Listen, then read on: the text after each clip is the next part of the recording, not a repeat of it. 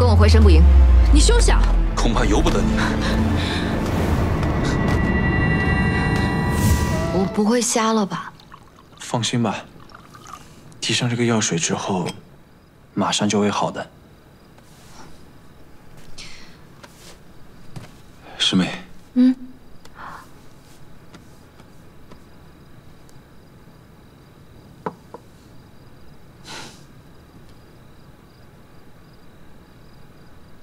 我能看见了。你们这次太危险了，若不是同双去找风清浊的时候看到那本鬼市的书籍，我都不知道上哪里救你们。可是你的身体……我的身体已经好了，不信，你摸摸看。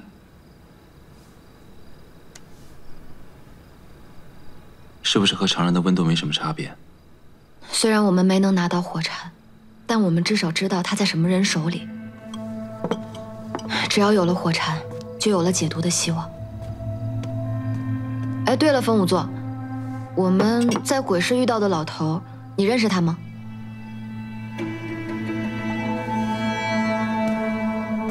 哦，我不认识啊。那他为何对你我下手？他……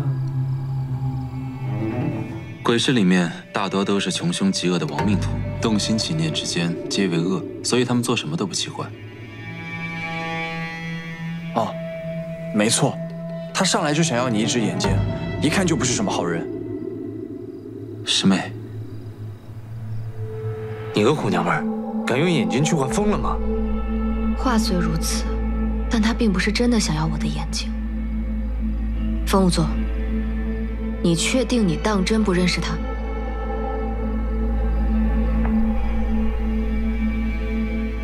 我真不认识，我当时是看他手里藏了毒药，所以想上去阻止，可我武功太差，没能阻止下来。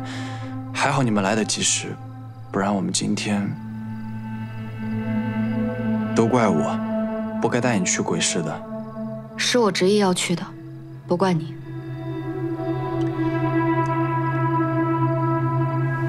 鬼市那个人你认识？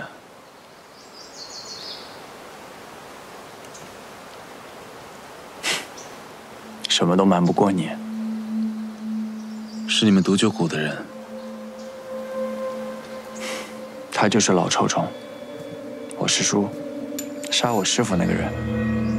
怪不得昨夜你那么拼命。老臭虫和我们的案子有关。什么意思？在你毒发晕倒之前，我就想告诉你，卖给冯姨娘致幻药的人，可能就是老臭虫。怎么证明？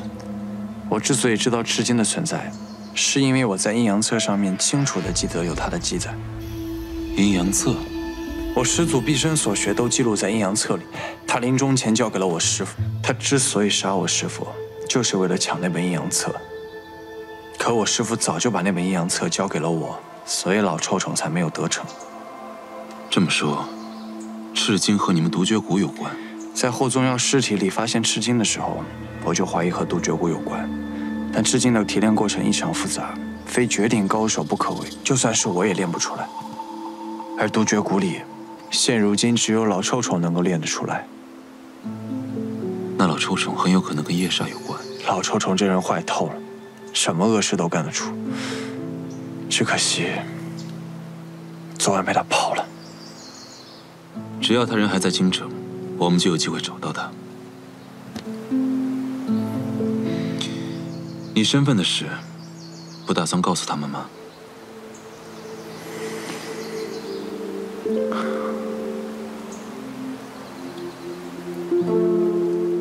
突厥谷出来的，能有什么好人啊？你不就是好人吗？不是所有人都像你这样想的。人与人之间的信任，本就很难建立，也很容易消散。 我不想让大家误会。作为朋友，我尊重你的决定，但纸永远包不住火。如果有一天被他们发现你的身份，误会可能会更深。我再想想吧。广厦山庄向霍府的进项，确实是从23年前开始的。那一年霍宗耀将军刚从海牙回来，如果楚广厦真是霍将军的亲兵，那他也去过海牙，当时也刚从海牙回来。但你不了解霍代荣的意图。我们查霍府案子时，他把我们引向霍夫人和李笑，还故意抛出了个那么重要的线索，真的只是为了自己的身世吗？不管是何目的，既然牵扯到了海牙，我们都要查下去。我跟他一起去，你留在这里等我们的消息。他知道你的身份，万一要是害你，就算他想害我，我也躲不掉。不如见招拆招，说不定我们还能找到他的破绽。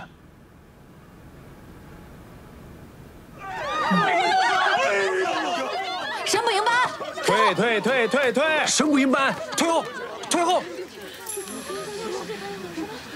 段青，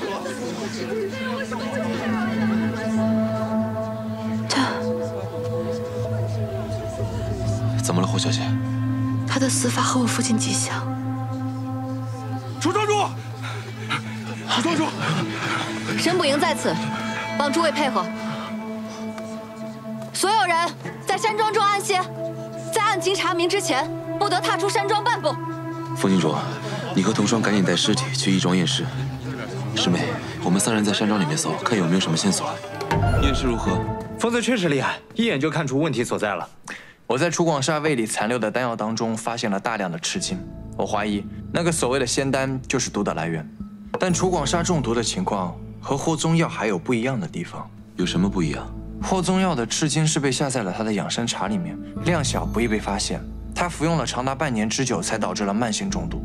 而楚广厦不同，他的髓海并没有像霍宗耀那般千疮百孔，而且他的眼、耳、鼻里面有大量的黑血，这也能证明他是短时间内服用了大量的赤金，最后髓海破裂而亡。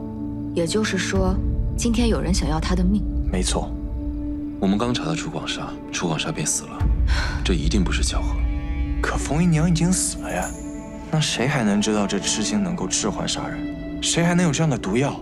那个跛脚郎中，还有霍代荣，霍小姐，这怎么可能啊？就算他要下药，他应该要避着你们才对啊，为何要把我们引过去呢？他这不是自投罗网吗？况且啊，你们还说她是一个聪明的女子啊，她会做这样的傻事吗？肯定不是霍小姐。色字头上一把刀，16群下命难逃。你好好想想吧你。你们怀疑我？没关系，毕竟我也知道这种毒的存在，你们怀疑我也很正常。那现在是要怎么办？把我带回神捕营受审吗？霍小姐多虑了，所有知晓致幻毒的人都是嫌疑人，我们需要一个个排查，直到查明真凶为止。那你们准备从哪里开始查？我们有计划，不过需要霍小姐一直跟我们在一起，这样不管是对谁都更方便一些。霍小姐也是聪明人，应该不需要过多解释吧？楚广厦丹药的事情真的跟我一点关系都没有，我说的都是真的，不信那家掌柜可以为我作证。只是去了趟饭庄，他看起来不像是撒谎的样子，而且他也没有杀楚广厦的动机。若他说的都是真的，那饭庄人来人往，九仙长注意力又全在那什么鱼肉上面，那丹药一不注意就被人调包也是有可能的。我现在是越来越想不明白这个案件了。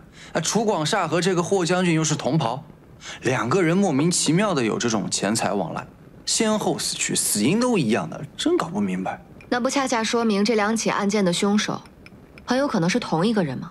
你又想说是霍小姐是不是？不可能！如果丹药是在送丹过程当中被调包的，那霍小姐一直跟我们在一起啊，她根本没有时间换。这也是我想不通的地方。我也想不通。你们怎么又回来了？霍小姐，你们这是？自从安葬了我姨娘之后，我便把家中的下人都遣散了，家中的弟子也都去投效军营。我打算把这宅子变卖，和青音换一处小一点的院子安置。案件又有新进展了，我们来这儿正是为了此事。但说无妨。关于楚广厦的死，其实我们一直存在一个误区，认为丹药是在送丹途中被调包的。如果真是那样，那霍小姐就没有任何嫌疑了。但直到我在楚广厦的房间里找到了这个盒子，我才知道凶手真正的手法。这盒子有何问题？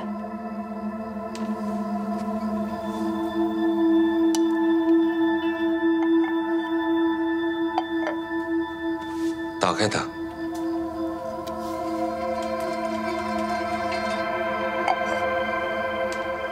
怎么会这样？你关上，再打开一次。这是机关盒。没错，凶手只需要提前把毒药放在盒子里，送到青苔山。老仙师打开以后，以为是空的，便将丹药放入。但只要这个盒子一关上，机关会自动把上面那一层吸在底部。送到楚广厦呢，楚广厦就只能看到盒子里的毒药了。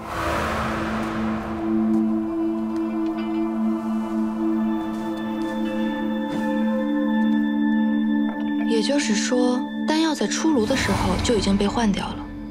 那赶紧去查查，这盒子是哪家做的呀？玉盒都是楚广厦专门找玉器店打造的，这就是我们从店家那里拿过来的盒子。我检查过了，是很普通的盒子。既然盒子没有问题，那这机关盒是如何送到老仙师手上的呢？很简单，跟这机关盒的原理一样，瞒天过海。每月15一早，仙丹出炉前，我会准时将盒子送到青苔山。青苔山哪里？山下，山上会有仙师来接。那盒子确实是每月15一早送来的，由玉器店的老板亲自送到山下。但昨天送盒子的是个伙计，他上了山。上了山？没错，我一出关，在这儿就碰到了他。当时我还在想，可能是新来的伙计。哎，真不错，给我省力了。我明白了，送盒子的人明明送到了山下，可接盒子的人却在青苔山门口接到的。凶手先是假扮成了青苔山的仙师，骗过了山下的玉器店老板，又假扮成了伙计，把机关盒送给了青苔山的仙师。好一招瞒天过海！霍小姐果然聪明。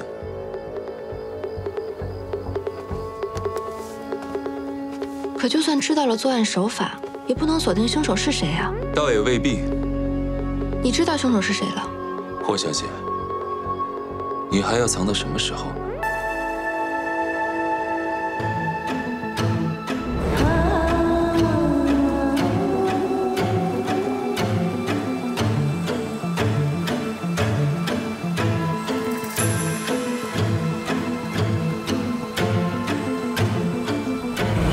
你们还怀疑我？楚广厦死的那天，我可一直都跟你们在一起，你们是不是搞错了？没搞错，霍小姐，你还记得我们第一次去青苔山的时候发生了什么吗？也就是说，接触过仙丹的人只有老仙师、你和楚广厦。啊，不，霍小姐，我只是送丹，没有接触过丹药。我们任何人都没有向九仙长介绍过自己的姓名，但九仙长脱口而出霍小姐的称呼，说明青苔山的人早就认识你。于是我让童双去调查霍府那些被你遣散的家仆。霍府的人说，自冯姨娘生病以后，霍小姐每月15都会上青苔山给冯姨娘祈福，可有这事儿？若丹药真是在送丹途中被调包，霍小姐确实没有时机。可若霍小姐一早赶到青苔山，再赶回霍府，最后和我们一起去广厦山庄，快马加鞭，还是来得及的。这老仙师也说过，楚广厦服这丹药已经很久了。每月都去青苔山的霍小姐，想了解送丹过程也并非难事。再者说，霍小姐的伪装之术无人能比，伪装成老仙师也好，九仙长也罢，都不在话下。你假借查身世，跟我们一起去广厦山庄，就是为了让我们成为你最好的时间证人。这都是你的推测，根本就没有实证。不，有证据。这西施雪可是帮了我们大忙。那个接盒子的仙师，您可还记得？能认出来吗？模样我记不清了，但每次来接盒子的仙师都不一样。我记得那位仙师身上有一种很浓、很特殊的香粉味。对，那个送盒子的人身上有一种特殊的香粉味，是一种很特别的味道，所以我记得很清楚。是这个味道吗？当时我还在想，山上的仙师身上应该是香火味，怎么能是香粉味呢？奇怪。您可还记得这个味道？对，没错，就是这个味道。玉器店的老板和青苔山的仙师都确认是这个香味。霍小姐，你还有什么可说的？这也能算作证据？我为何要杀楚广厦？此事说来话长，或许和夜煞有关。萧北明，你是疯了吗？你为了破案，居然将夜煞的罪名强加于我。多说无益，跟我回神不营。你休想！恐怕由不得你。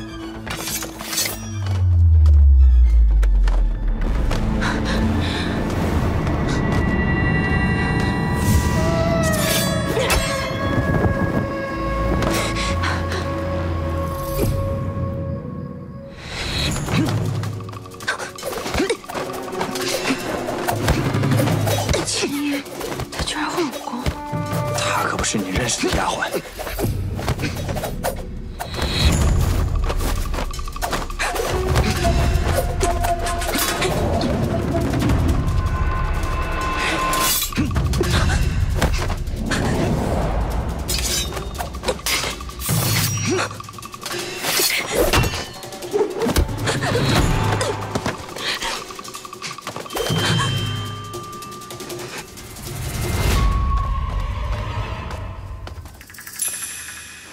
秦英，到底怎么回事？事已至此，不要再反抗了。什么时候开始怀疑我的？你伪装得很好，但还是露了几处破绽。首先是冯姨娘，一个爱女如命的母亲，在临终前最不舍得、最想见的，应该是自己的女儿才对。可她仅剩最后一口气的时候，看向的却是你，还将女儿托付于你。娘，小姐，就拜托你了。少管我小姐。是。直觉告诉我，这不是简单的托付，而是在向你要一个保证。因为他女儿的命，捏在你手里。哼！当时在场那么多人，没有一个人怀疑我，就这么一丁点的小破绽，竟然被你发现了。不止这一点，刚刚我们和霍小姐说的全部属实。只不过除了霍小姐以外，还有一个人，每个月都会去青台山，而且跟霍小姐用的是同一种香粉。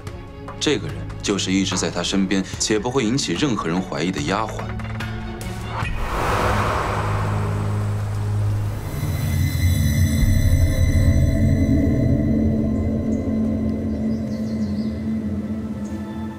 霍小姐，青英是不是也用的稀释血？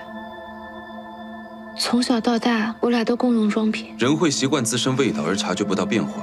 霍小姐最近正在守孝，根本不是香粉，所以这个人只有可能是你。